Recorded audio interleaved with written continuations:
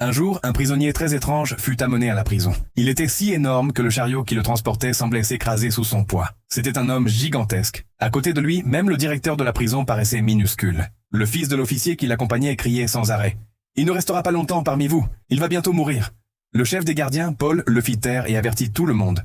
Ne provoquez jamais ce prisonnier. Pourtant, le prisonnier semblait lui-même très effrayé.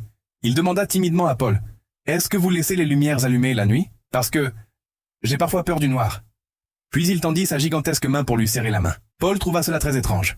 Le lendemain, sa curiosité grandit encore. Il consulta le dossier de John.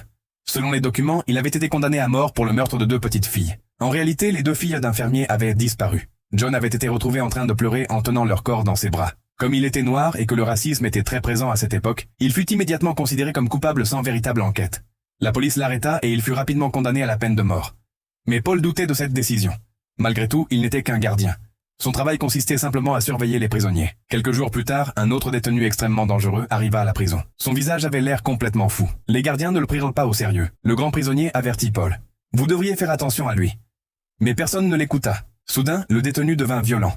Il frappa sauvagement un gardien et donna même un coup de pied à Paul. Sans l'intervention d'un autre gardien, plusieurs personnes auraient été gravement blessées. Un jour, la maladie urinaire dont souffrait Paul devint insupportable. La douleur était si forte qu'il s'effondra au sol.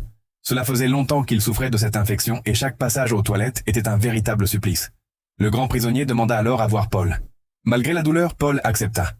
Dès qu'il s'approcha, John le saisit. Paul pensa qu'il allait être attaqué. Mais John posa simplement sa main sur l'endroit où il souffrait. À cet instant,